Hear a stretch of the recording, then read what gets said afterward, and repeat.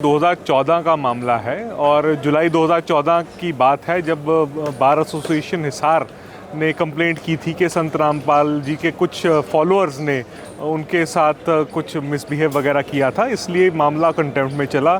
उनको बोला गया था आप प्रेजेंट हो, वो अपनी स्वास्थ्य के कारण प्रेजेंट नहीं हो पाए। अल्टीमेटली उनको उनके सतलोक आश्रम से अरेस्ट किया जाता है। करीबन 5 FIRs की जाती हैं। उन 5 FIR में से 2 में उनको बाद में मर्डर के लिए कन्विक्ट किया जाता है। अब उनकी सस्पेंशन पिछले ही महीने हुई है, हाई कोर्ट ने की है। 2 मामलों में उनकी बेल उनको अक्विटल मिल चुका है, यानी कि वो बरी हो गए थे। और एक मामला यानी कि FIR 428 वो पेंडिंग है, वो उसके लिए वो जेल में थे। इन 11 सालों में उनके खिलाफ क्रिमिनल कंटेम्प्ट का मामला फिर भी चलता रहा था। और हमने कहा था क्योंकि 11 साल हो गए हैं और संत रामपाल जेल में हैं, इतने वक्त के बाद इस मामले को चलाने का कोई पॉइंट नहीं है, जबकि हमारे खिलाफ और इतने केस चल ही रहे हैं। और हम अपना स्टैंड क्लियर करना चाहते हैं कि हम अनकंडीशनल अपॉलॉजी देने को तैयार हैं। तो पहले भी हमने एक एफिडेविट जमा कराया था और कोर्ट ने कहा था कि आप इसका एक डिटेल्ड एफिडेविट बनाइए और आप अपने क्लाइंट से पूछिए कि क्या वो कहना चाहेंगे कि वो जो भी हुआ उसके लिए अनकंडीशनल अपॉलॉजी माफ़ी लेंगे। तो हमने कहा कि हम रूल ऑफ लॉ और कोर्ट की पूरी रिस्पेक्ट करते हैं और इसलिए हमने एक अपॉलॉजी एफिडेविट दोबारा डिटेल्ड आज दिया।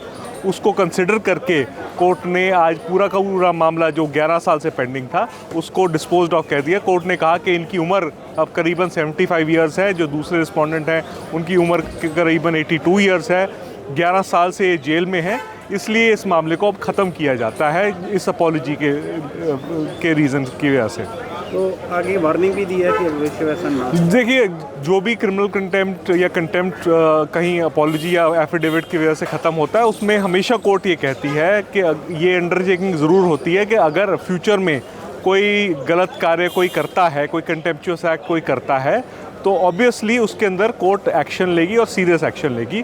वैसे ही वार्निंग एक इसमें भी दी गई है, एक अंडरटेकिंग हमसे ली गई है कि कोई कंटेम्पचुअस एक्शन हम इस हाई कोर्ट या किसी भी ट्रायल कोर्ट के खिलाफ नहीं करेंगे। और वो हमने अपनी अंडरटेकिंग राइटिंग में भी दी है कि मैजेस्टी ऑफ लॉ को प्रिजर्व करने के लिए, रूल ऑफ लॉ को प्रिजर्व करने के लिए जो भी होगा हम करेंगे और किसी कोर्ट के खिलाफ कोई एक्शन हम ऑब्वियसली नहीं लेंगे। आज फिर हाई कोर्ट से उन्हें माफ़ी मिल गई? बिल्कुल, हाई कोर्ट से हमने उन जो एफिडेविट दिया गया था उसको कंसिडर करके, उसको ऑर्डर में रिप्रोड्यूस करके 11 सालों के बाद ये कंटेम्प्ट का जो पूरा प्रोसीडिंग चला और जिसमें बहुत चीज़ें हुई, इतनी FIRs हुई, सब कुछ हुई, वो यातनाएं सहने के बाद आज संत रामपाल को उससे निकाल दिया गया है और मैटर को डिस्पोज ऑफ कर दिया गया है।